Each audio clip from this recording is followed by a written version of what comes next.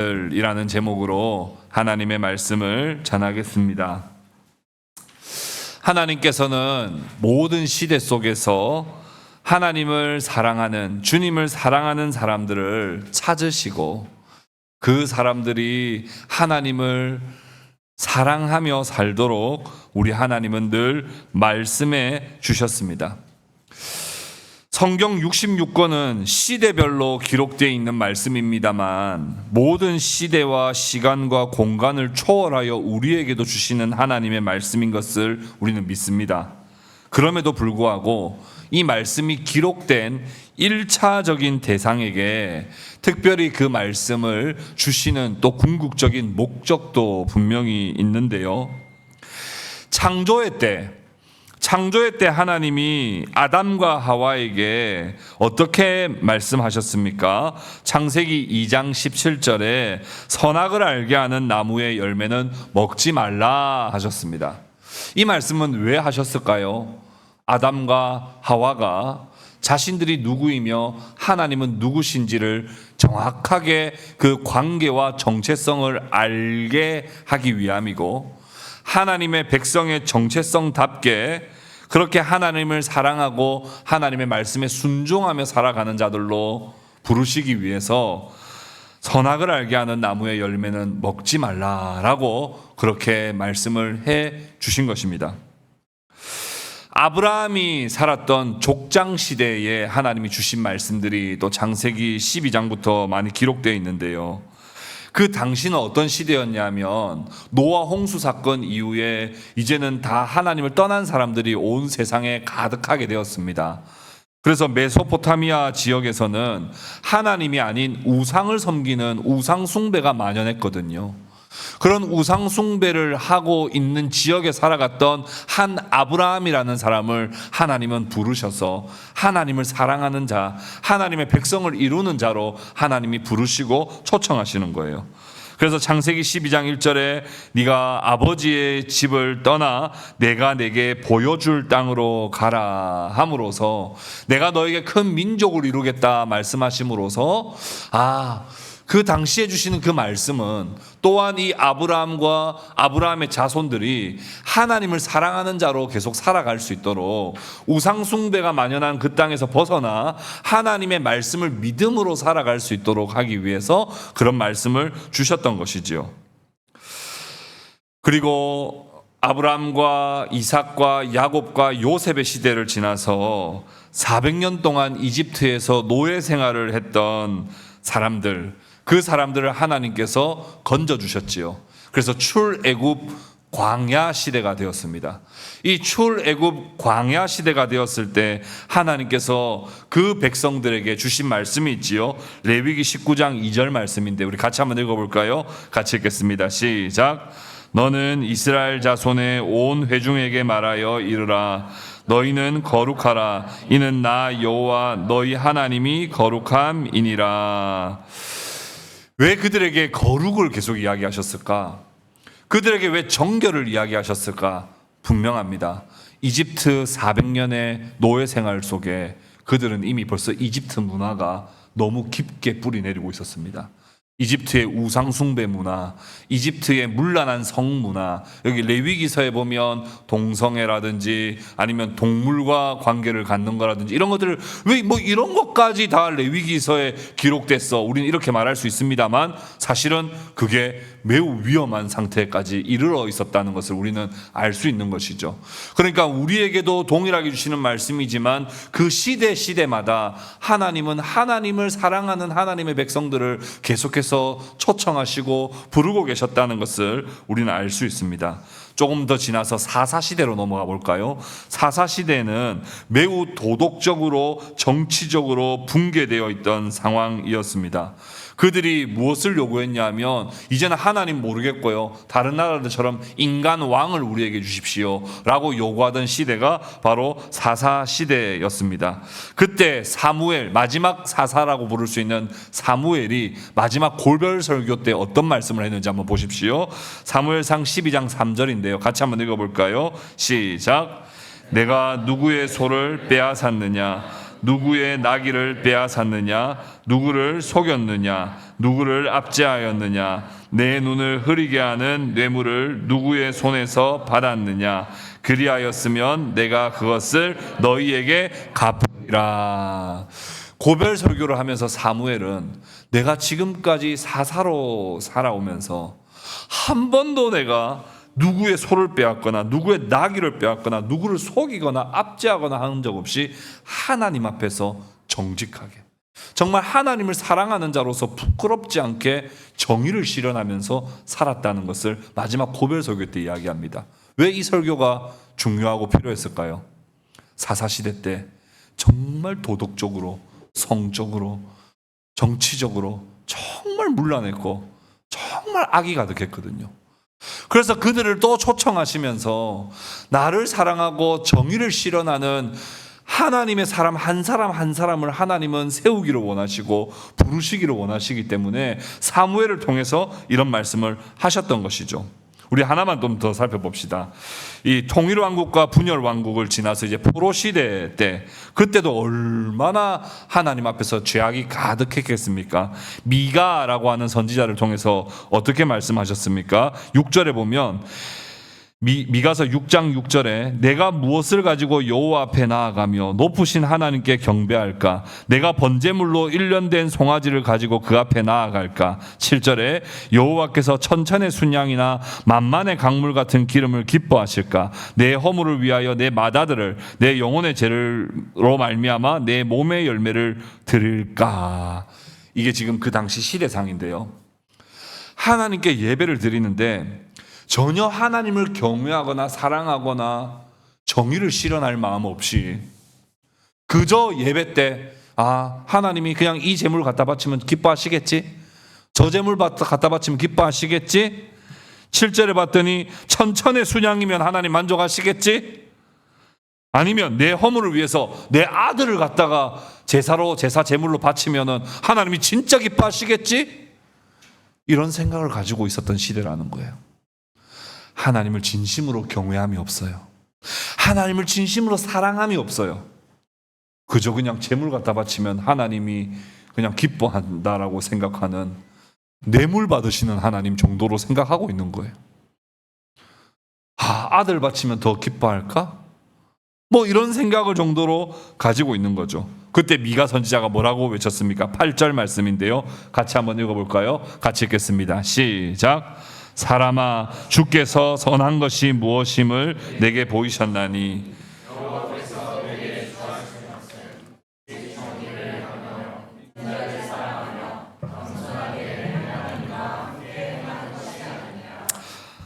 아멘. 사람아, 주께서 선한 것이 무엇임을 내게 보이셨나니 여호와께서 내게 구하는 것은 오타 있으면 죄송합니다. 오직 정의를 행하고 그리고 인자를 사랑하며 겸손하게 내 하나님과 함께 행하는 것이 아니냐. 뭐 재물 갖다 바친다고 내가 그걸 기뻐할 것 같아? 뭐 와가지고 너희 아들을 갖다 바친다고 해서 그걸 내가 기뻐할 것 같아? 아니라는 거예요. 하나님은 창조 때부터 지금까지 어떤 사람을 찾고 계십니까? 정말 하나님을 사랑하고 하나님의 정의를 행하며 정말 하나님과 함께 동행하며 이웃을 사랑하며 이 땅에서 하나님의 그 살아계심을 드러내며 살아가는 한 사람, 정말 그 의인 한 사람을 하나님은 계속해서 부르시고 초청하시고 그를 다듬어 가시고 세우기를 원하시는 거지. 거대한 종교 집단이 되어서 하나님 앞에 거대한 재물을 갖다 바치고 큰 걸 갖다 바치고 값비싼 걸 갖다 바치는 것으로 통치는 그런 삶이 아니라 진심으로 하나님을 사랑하는 사람을 하나님은 찾고 찾으신다는 거예요. 오늘 본문은 주님을 사랑하는 사람, 나를 사랑하는 자라는 표현이 계속 많이 등장합니다. 도대체 하나님이 찾고 찾으시는 하나님을 사랑하는 사람은 어떤 사람이고 하나님을 사랑하는 사람, 정말 주님을 사랑하는 사람들은 어떤 삶을 사는지에 대해서 오늘 본문 말씀을 통해서 우리가 함께 좀 생각해 보려고 합니다. 오늘 이 말씀을 나누고 또 듣는 가운데 꼭 필요한 하나님의 은혜와 그 음성을 듣는 저와 여러분 될 수 있기를 주님의 이름으로 축복합니다. 첫 번째는 주님을 사랑하는 사람들은 누구냐 하니, 첫 번째는 하나님의 사랑을 먼저 받은 사람이라는 거예요. 하나님의 사랑을 먼저 받은 사람입니다. 주님을 사랑하는 사람들은 누구입니까? 아니, 이렇게 질문하는 것이 더 좋겠습니다. 누가 주님을 사랑할 수 있습니까? 이렇게 질문을 바꾼 것은, 주님을 사랑하고 하나님을 사랑하는 것은 단순히 우리의 감정이나 우리의 선택이 아니라는 뜻입니다. 다시 말해서 주님을 사랑한다는 것은 주님의 선물, 하나님으로부터 은혜와 선물을 받은 사람만이, 그 사랑을 받은 사람만이 하나님을 사랑할 수 있다는 뜻입니다. 여러분, 오늘 이 자리에 하나님을 사랑해서 여러분들 함께 모여서 예배 드리시는 줄을 믿습니다. 하나님하고 혹시 원수지신 분 계세요? 하나님 너무 미운데도 억지로 나오신 분 계세요? 저는 여기 나오신 분들이 다 하나님을 사랑하는 사람들이라고 믿습니다. 그러나 하나님을 사랑하는 사람들은 우리가 하나님을 사랑하기로 작정해서 이 자리에 나온 게 아니에요. 그 이전에 하나님이 먼저 우리를 사랑해 주셨고, 하나님이 먼저 우리에게 은혜와 선물을 주셨기 때문에 우리가 지금 이 자리에 있는 것입니다. 따라서 주님을 사랑하는 사람들은 누구냐 하면 하나님께로부터 먼저 사랑을 받은 사람들입니다. 요한 1서 4장 10절 말씀 우리 같이 한번 읽어볼까요? 같이 읽겠습니다. 시작. 사랑은 여기 있으니 우리가 하나님을 사랑한 것이 아니요 하나님이 우리를 사랑하사 우리 죄를 속하기 위하여 화목제물로 그 아들을 보내셨음이라. 요한일서 5장 19절입니다. 우리가 사랑함은 그가 먼저 우리를 사랑하셨음이니라. 우리가 하나님을 사랑하는 것은 우리가 하나님 마음에 들었어요. 하나님, 제가 오늘 가면 사랑할게요. 오늘부터 하나님 사랑합니다. 우리의 선택이나 우리의 어떤 결정이 아니라 하나님이 먼저 우리를 사랑해 주셨기 때문에 우리도 하나님을 사랑하게 되었다는 거예요. 하나님이 우리를 어떻게 사랑해 주셨습니까? 성부 하나님께서는 우리의 죄와 비참함을 위해서 독생하신 예수님을 아낌없이 내어주심으로 우리를 사랑해 주셨고, 성자께서는 우리를 죄를 대속하셔서 대신 십자가에 죽어주심으로 우리를 사랑해 주셨고, 예수님께서는 또한 아버지께 간구하여 성령님을 우리에게 선물로 주시는 것으로 우리를 사랑해 주신 거예요. 그 사랑 때문에 하나님이 아들을 아낌없이 날 위해 보내주셨어? 그 예수님이 날 위해 십자가에 죽어주셨어? 성령님이 지금도 내 마음 가운데 오셔서 그걸 믿게 해주시는 그 은혜 때문에 우리도 하나님을 사랑하는 존재가 되었다는 거예요. 요한복음 오늘 본문 14장 16절 17절 우리 지난주 말씀이기도 한데요, 같이 한번 읽어보겠습니다. 시작. 내가 아버지께 구하겠으니 그가 또 다른 보혜사를 너희에게 주사 영원토록 너희와 함께 있게 하리니 그는 진리의 영이라.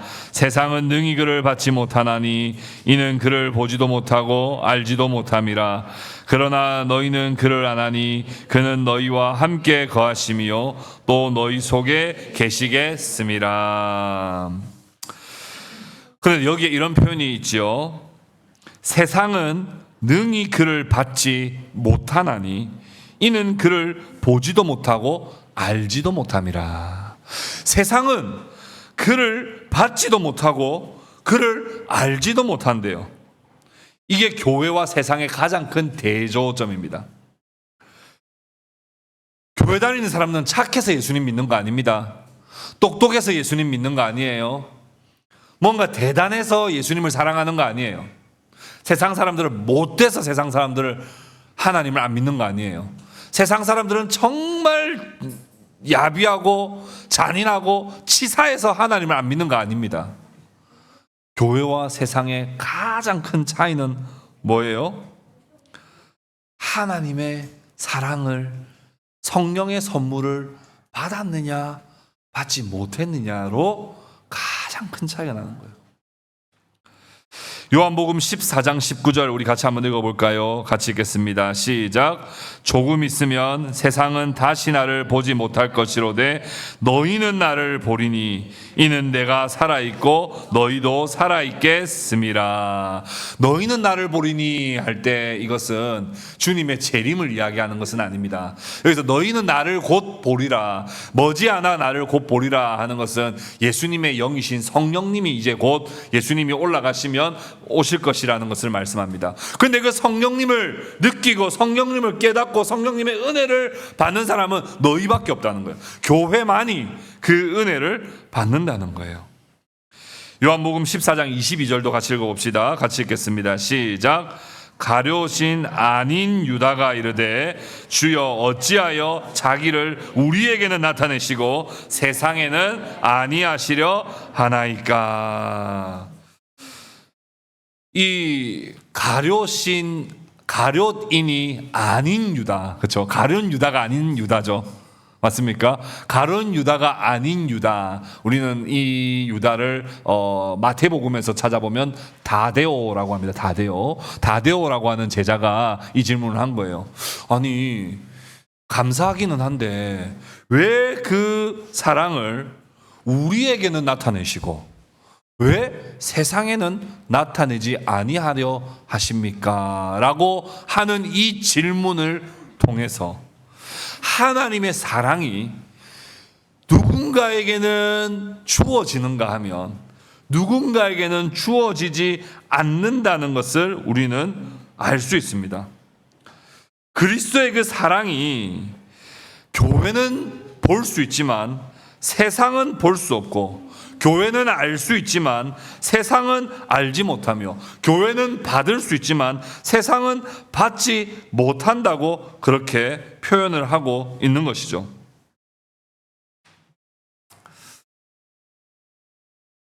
우리가 공평, 평등이라고 하는 관점에서 보면 하나님은 공평하지 않은 것처럼 보입니다.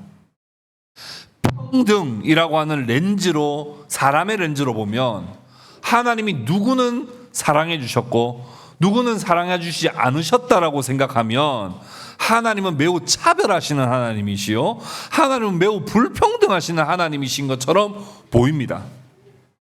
그런데 렌즈를 바꾸어서 우리가 자격 없는 사람이었다라고 하는 그 렌즈로 바꾸어서 하나님을 바라보면 형평성의 관점으로 하나님이 보이는 것이 아니라 오히려 거꾸로 이렇게 보이는 거예요. 하나님, 왜 저같이 세상 사람들과는 별반 다를 것도 없는 저인데, 세상 사람들보다도 특별히 착하지도 않고 세상 사람들보다 특별히 잘나지도 않고 사랑받을 만한 사람도 아닌데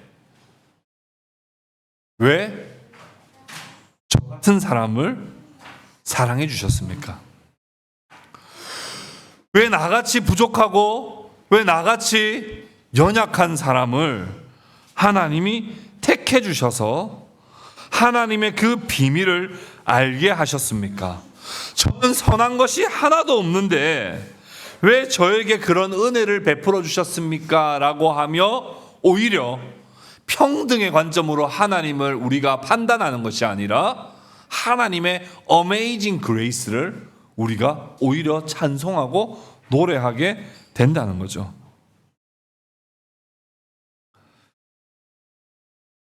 저도 그렇습니다. 설교단에 설교하다 보면요, 가끔씩 회의감이 들어요. 하나님, 아니 똑똑한 사람도 이렇게 많은데 저같이 이렇게 성미 급하고 연약한 사람을 왜 목사로 세우셔가지고, 여기 보면 저보다 목사하면 저 잘하실 것 같은 분들이 여기 더 많은데 왜 저 같은 사람을 목사로 세우셔가지고 이렇게 합니까? 뭐 실력과 능력으로 세운 게 아니라 연약하고 부족하지만 들어서 써주시는 하나님의 은혜에 포커스를 맞추면 연약하지만 하나님 저 같은 사람도 목사로 쓰임받게 되니 감사합니다라고 고백하게 되는 것이죠. 우리도 마찬가지입니다. 하나님 왜 누군가는 사랑해 주시고 누군가는 사랑 안 해 주십니까? 라고 하는 이 예정에 대한 이 프레임 안에 갇혀 있으면 더 이상은 하나님이 믿어지지가 않아요. 그런데 거꾸로 하나님 어떻게 이렇게 자격 없는 나를, 어떻게 이렇게 자질 없는 저를 사랑하셔서 저에게 이런 특별한 사랑을 허락하십니까? 라고 고백하며 오히려 하나님을 찬송하는 것이죠. 그래서 에베소서 1장 5절 6절에는 그런 하나님의 찬송받게 하기 위하여서 하나님이 우리 같은 사람을 택해 주셨다 이렇게 말씀하고 있죠. 에베소서 1장 5절 6절 같이 읽어보겠습니다. 시작. 그 기쁘신 뜻대로 우리를 예정하사 예수 그리스도로 말미암아 자기의 아들들이 되게 하셨으니 이는 그가 사랑하시는 자 안에서 우리에게 거저 주시는 바 그의 은혜의 영광을 찬송하게 하려는 것이라. 아멘. 하나님 왜 누구는 사랑하고 누구는 안 사랑해 주십니까? 라고 하는 관점에서 우리가 하나님을 판단하는 자가 아니요, 하나님 자격 없는 나를 택하셔서 하나님을 사랑하는 자로 나를 먼저 사랑해 주심에 감사합니다. 그 하나님의 놀라우신 특별한 사랑, Amazing Grace를 내가 평생토록 찬양하며 영광 돌리는 삶이 되기를 원합니다. 우리가 이렇게 하나님 앞에 반응하며 나아가야 하는 것입니다. 두 번째, 주님을 사랑하는 사람들은 누구입니까? 먼저는 하나님의 사랑을 받은 사람들이요, 두 번째는 하나님의 말씀에 순종하는 사람입니다. 주님을 사랑하는 사람들은 주님을 어떻게 사랑할까요? 우리는 흔히 사랑하면 감정적 사랑을 가장 먼저 떠올립니다. 사랑하면 그게 바로 이모션이라는 생각을 먼저 하지요. 사랑하는 마음이 드냐 안 드냐라고 하는 마음을 먼저 생각을 합니다. 사랑이 곧 감정이다라고 생각합니다. 그러나 감정이 포함됩니다만 사랑이 이꼴 감정은 아닙니다. 남녀가 서로 감정이 먼저 작용하여 서로 사랑합니다만 연애 기간이 좀 길어지면 그 감정이 그대로 남아 있습니까? 아니, 옆에 배우자가 계시면 한번 쳐다보세요. 우리 그대로 남아 있어? 한번 보세요. 정말 만약에 그대로 남아 있다고 지금 말씀하시는 분은 사기입니다, 사기. 왜냐하면 누가 그대로 남아 있어요?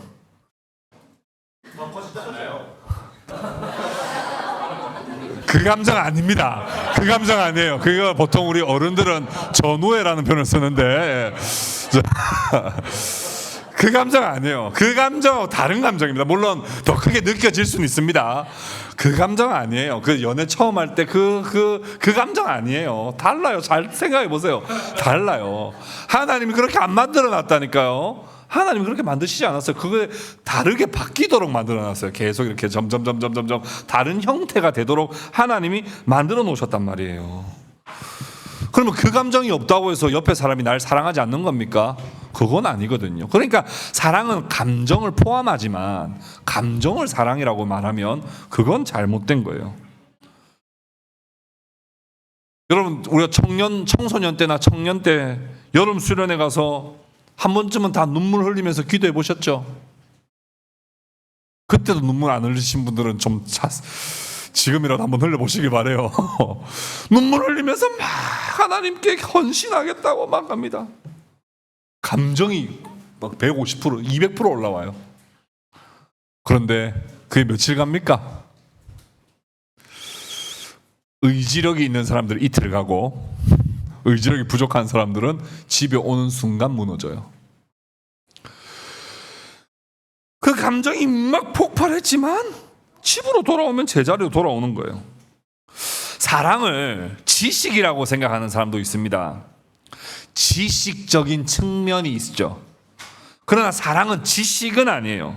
여러분, 사랑한다라고 하는 마음이 생기고 관심이 생기면 그 사람에 대해서 알고 싶어요, 안 알고 싶어요? 알고 싶죠. 알고 싶죠. 대화하고 싶어요, 안 하고 싶어요? 하고 싶죠. 알고 싶단 말이에요. 지식의 영역이죠.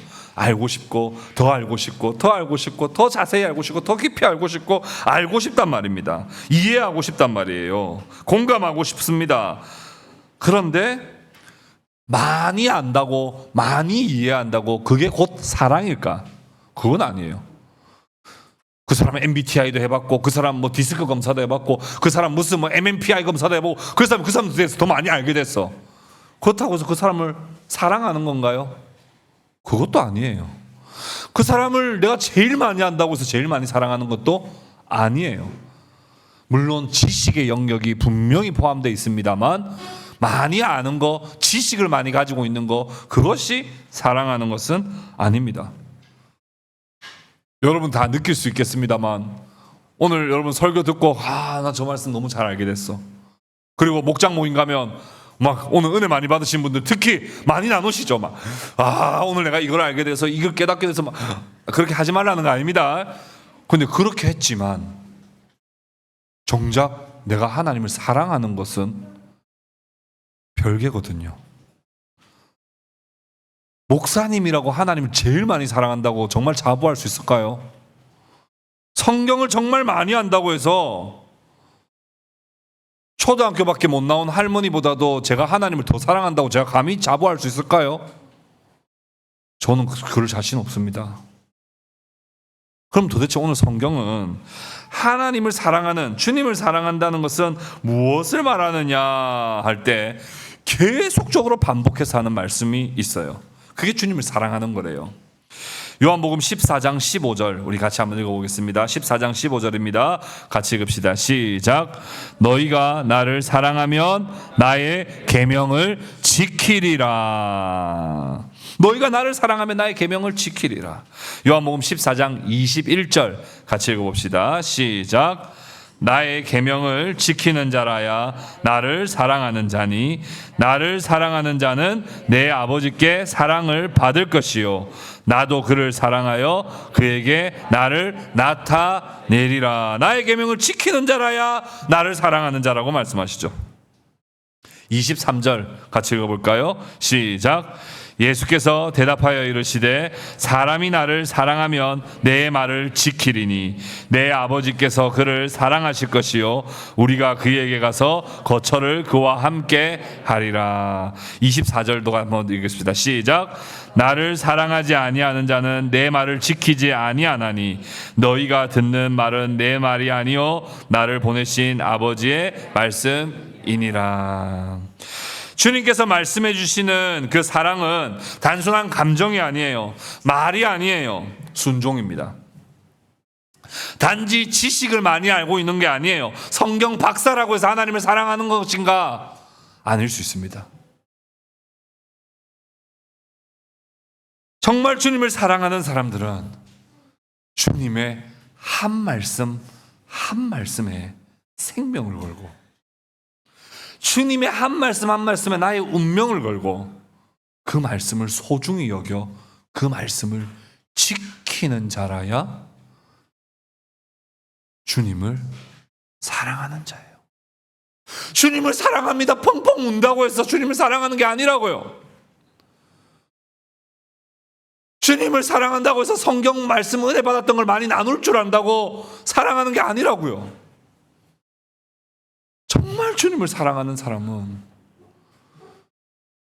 우리의 일상의 삶 속에서 그 말씀을 내 마음에 새기고 내 가슴에 새기고 그 말씀을 지키기 위하여 어떠한 고난도 당하고 그 말씀을 지키기 위하여 모든 손해를 감수하고 그 말씀을 지키기 위하여 사람들의 손가락질을 당하며 그 말씀을 지키기 위하여 사람들이 미련하다는 말도 들으며 그 말씀을 하나하나를 정말 소중히 여기고 지키며 살아가는 사람이 정말 주님을 사랑하는 사람이라고요.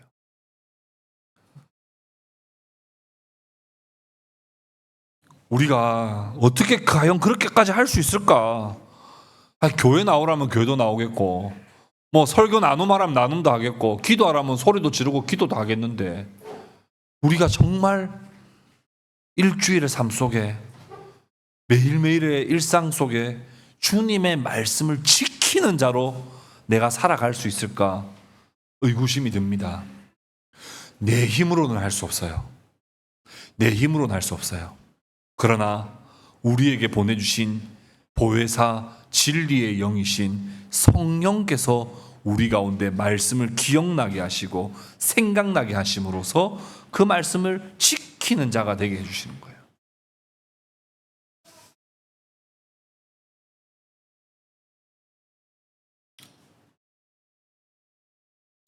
조금 아프고 미안한 말입니다마는 부모님이 없는 고아들, 혹은 부모님의 어떤 가이드를 전혀 받지 못하고 부모님의 전혀 가르침을 받지 못하고 그냥 내버려진 아이들은 경우가 없어요.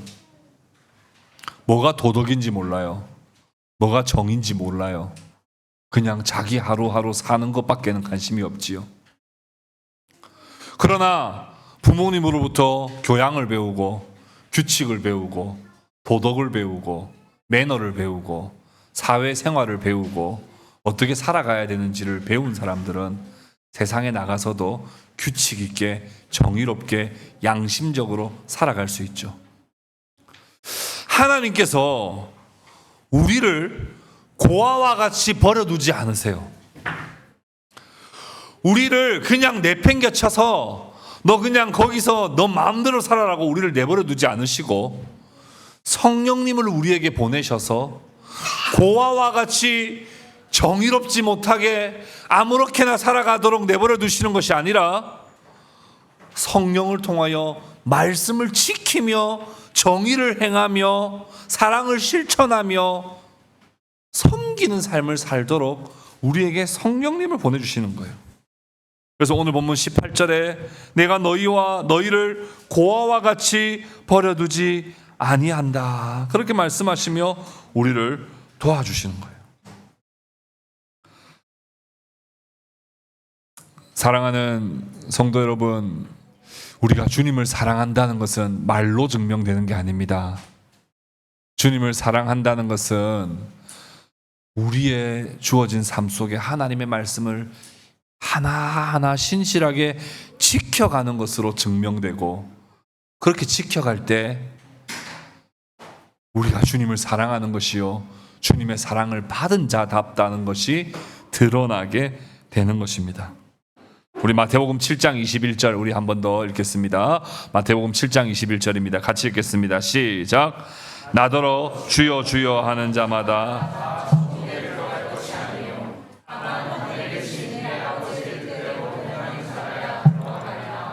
아멘. 주님을 사랑하는 사람들은 누구인가 할 때 하나님의 사랑을 먼저 받은 사람들입니다. 그 사람들은 어떻게 하나님을 사랑하느냐 봤더니 주님의 말씀에 순종하는 것으로 하나님을 사랑합니다. 그런 사람은 어떤 삶을 드러나게 될까요? 어떤 삶을 영위하게 될까요?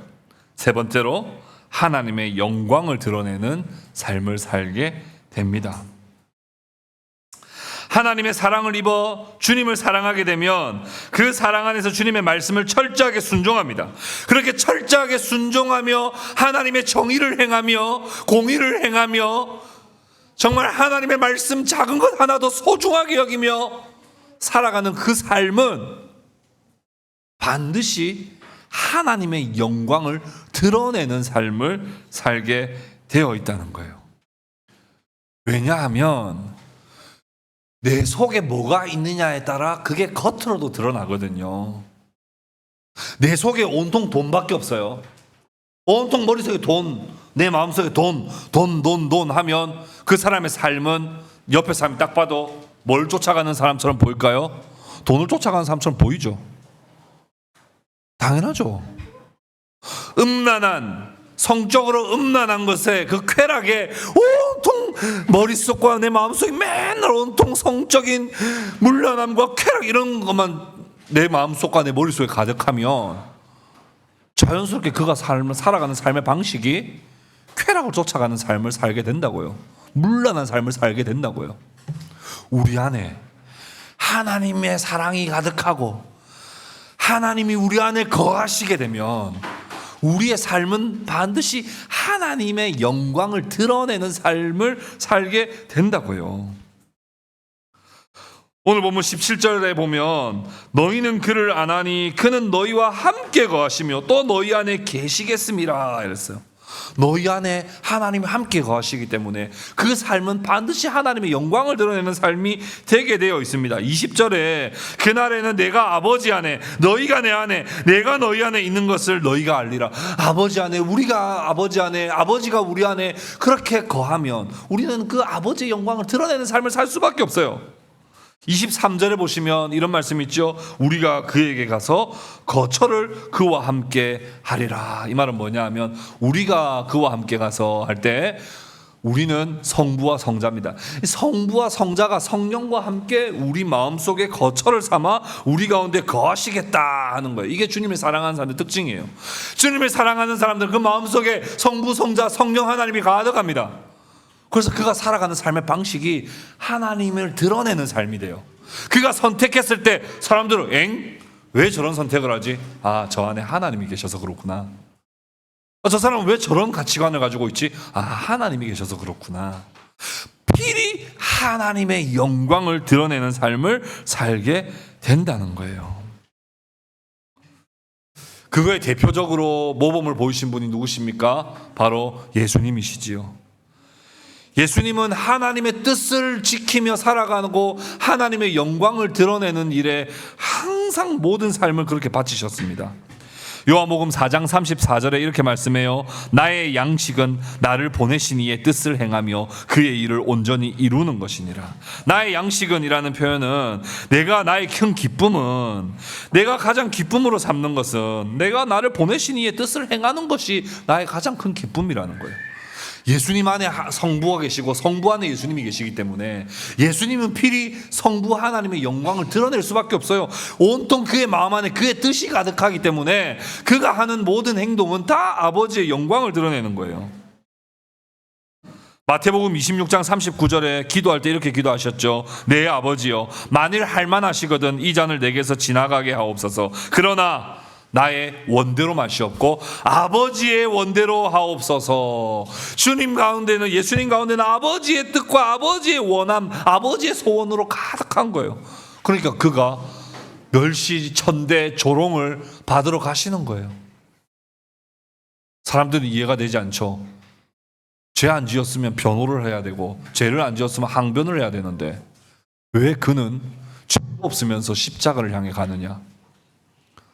아버지의 뜻과 아버지의 소원이 주님 안에 가득하기 때문에 그런 거예요. 그리고 그가 십자가를 지심으로 아버지께 영광을 돌리는 삶을 살게 되는 거예요. 이사야 53장 7절에 이렇게 말씀했죠. 토요일 말씀이기도 한데요. 그가 곤욕을 당하여 괴로울 때에도 그의 입을 열지 아니하였으며 마치 도수장으로 끌려가는 어린 양과 털 깎는 자 앞에서 잠잠한 양과 같이 그의 입을 열지 아니하였도다.